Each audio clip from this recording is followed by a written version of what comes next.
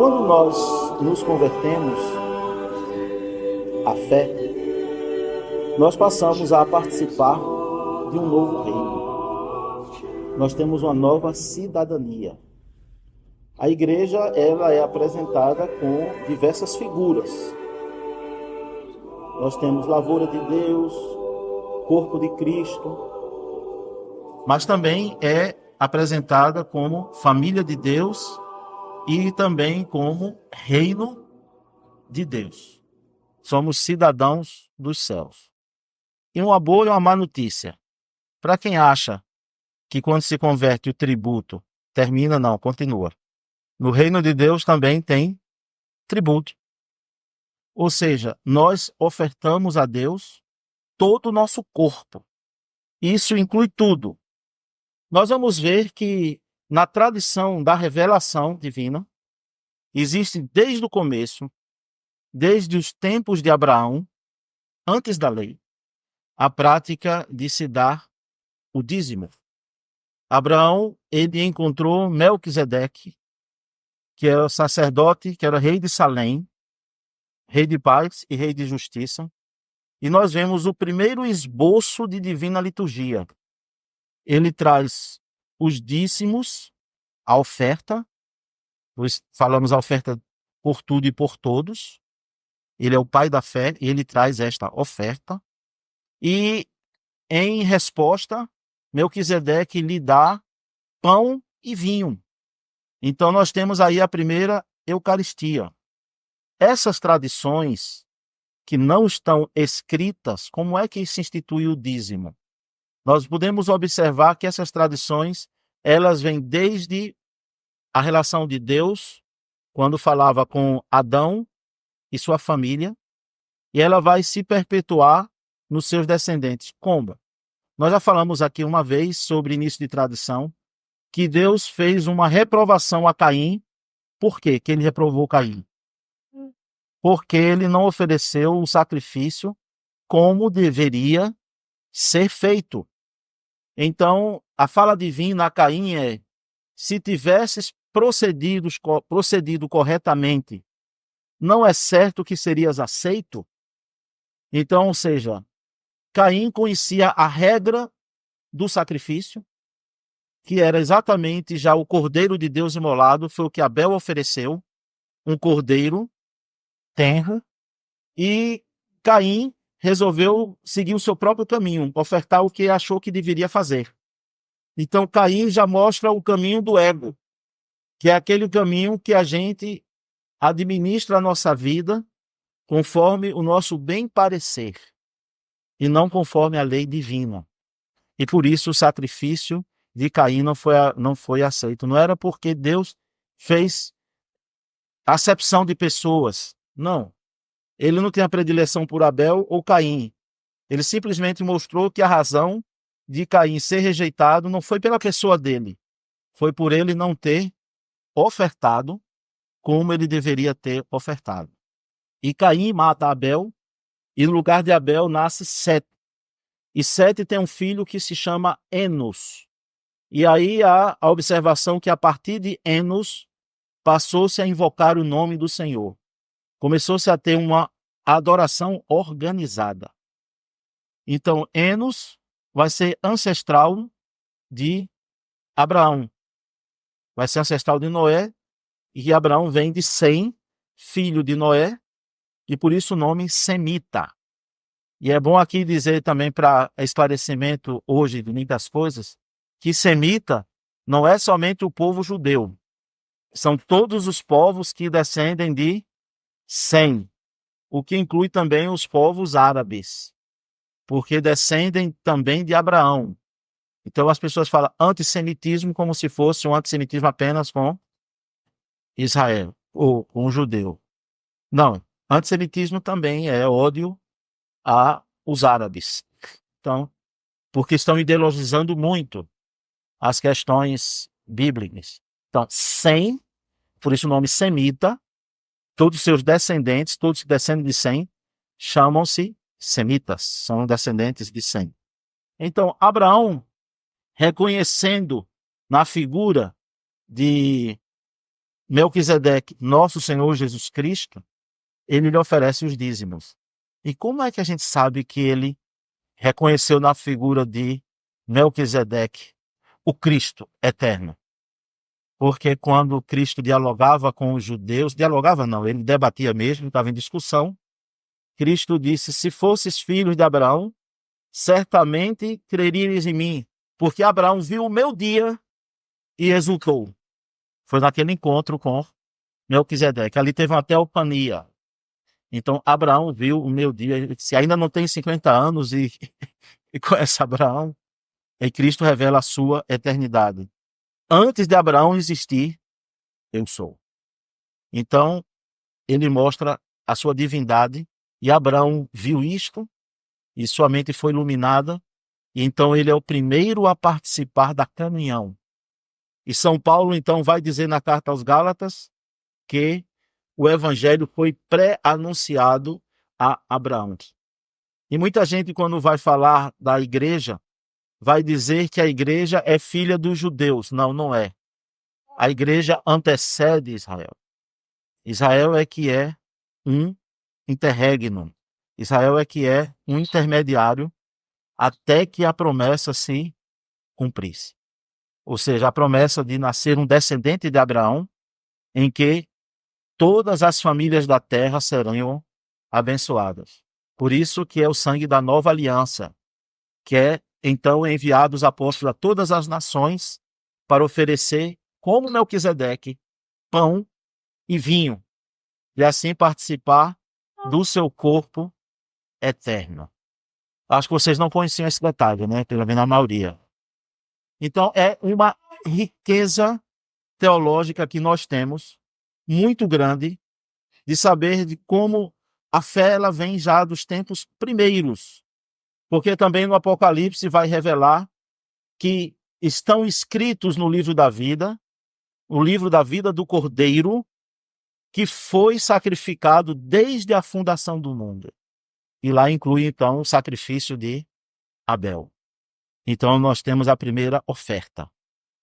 Mas quando chega o período de Israel, o período da lei, Deus querendo mostrar já o primeiro esboço de organização da igreja, ele vai fazer uma reforma agrária. Qual é a reforma agrária que Deus vai fazer? Quando eles entrarem na terra, eles eram 12 tribos, Israel era uma confederação de 12 tribos, mas vem uma coisa estranha. As 12 tribos, uma não ganharia terra. A terra seria dividida somente entre 11. 11 tribos. E qual era a tribo que não ganharia terra? A tribo de Levi.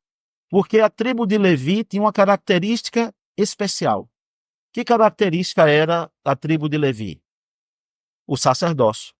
Então, os levitas, ou os da tribo de Levi, todos eles eram consagrados ao serviço sacerdotal. Eles não podiam possuir terra, eles não podiam negociar, eles não podiam ter nenhuma outra atividade que não fosse a de servir o santuário. Então, por causa disso, como eles não teriam terra, nem atividades comercial, Deus então organizou os dízimos para que fosse dado à tribo de Levi. Então, todas as tribos, as 11 tribos, pagariam dízimo a Levi, porque cada um ficou com uma parte da terra deles. Então, Deus fez esta organização. Então, vamos pagar os dízimos, eles não vão ter terra, e vocês vão manter o templo e o sacerdócio. Então, vejam a disposição. Então, o profeta Malaquias vai e diz, vós me roubais. E as pessoas perguntam, no que nós te roubamos? Ele diz, no dízimos e nas ofertas. Porque eles nunca pagavam integralmente. Então você veja que dá um jeitinho de imposto de renda, não é só de brasileiro não.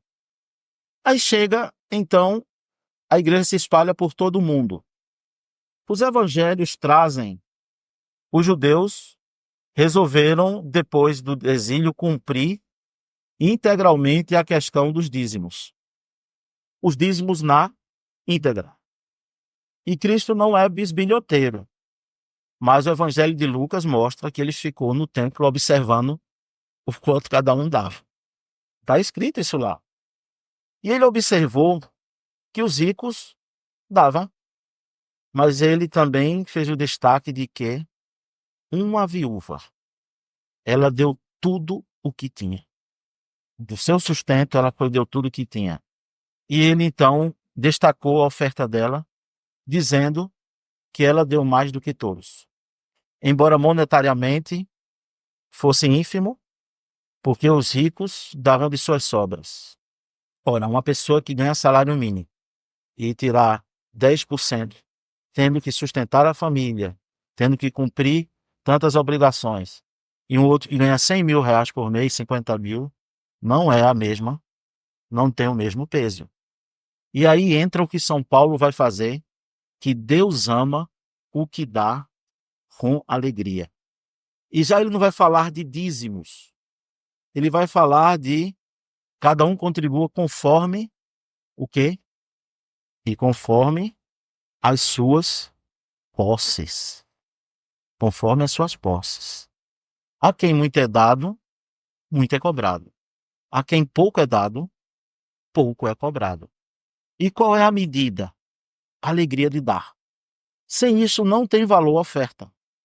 Não tem valor a oferta. Pode alguém aqui dar R$ 1, sendo tudo que tem, e outro dar 100 mil reais e com a fortuna aí de 1 bilhão. Isso não tem monetariamente valor nenhum para o reino de Deus. Então, é importante a gente ver como vai doar a Deus a oferta, é dar com alegria. Alegria de estar ofertando a Deus, que é, na palavra dos profetas, um sinal de gratidão por tudo que Ele nos dá, porque todo o nosso sustento vem dEle. Todos os instrumentos que nos geram renda, foi Deus quem providenciou. De maneira que a gente nunca deve se preocupar com os meios, porque se os meios faltarem, a fonte não cessa, porque a fonte é Deus. A fonte é Deus. Então, a repartir o, a grande alma. Então, cada um traz a Deus não por constrangimento. Se for constrangido, não faça. Mas peça a Deus a graça de dar com alegria. Não faça nada por constrangimento, porque vai ser como Ananias e Safira, que foram mentir doando. Eu disse, olha, você não precisava ter doado. Você só não devia ter o quê? Mentido ao Espírito Santo. Se você ficasse com... você foi mentir, dizendo que quem se deu, sonegou, quer dizer, eu só tenho isso quando ele tinha mais. Então, a coisa mais difícil do Evangelho é que não é mais uma lei. A lei a gente pode burlar, mas o Evangelho é exatamente a lei do coração, da liberdade. Veja que coisa interessante. E essa a gente não pode burlar. Bom, meus queridos, e para concluir, vem como nós ofertamos. Como é que nós ofertamos? Hoje tem Pix, hoje tem cartão de crédito, sistema de transferência, não é isso? E muita gente se sente até seguro fazendo isso. Mas a maneira correta de contribuir é na liturgia.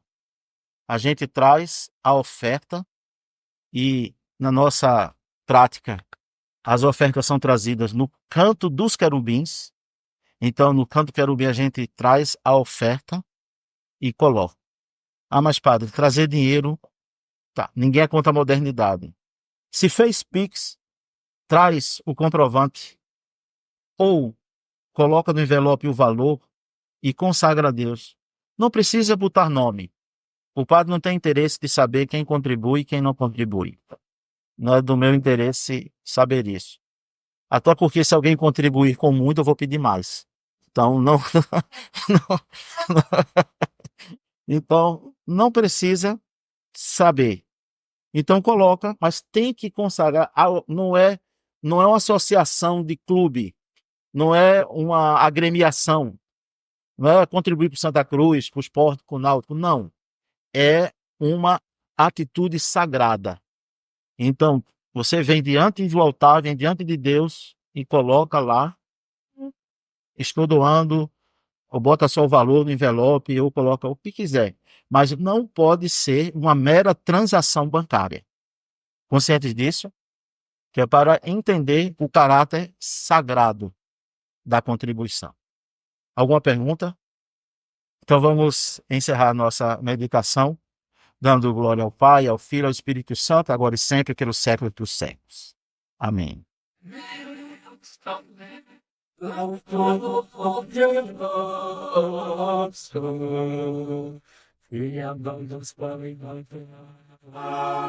De todas as coisas visíveis e